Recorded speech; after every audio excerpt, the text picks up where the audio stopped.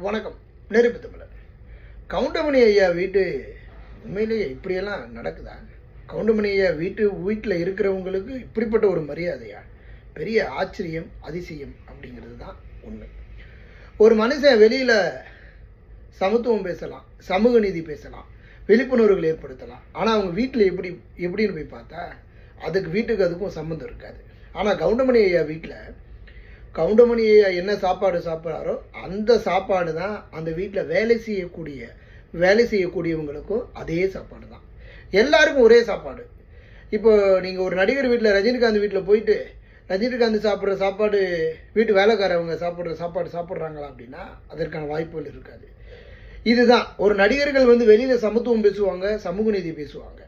ஆனால் ஐயா கவுண்டமணி ஐயா வீட்டு வேலை செய்யக்கூடியவங்கலேருந்து எல்லாத்துக்கும் ஒரே சாப்பாடு தான், எல்லாத்துக்கும் ஒரே மதிப்பு மரியாதை தான். இதுதான் நிதர்சனமான ஒரு உண்மை.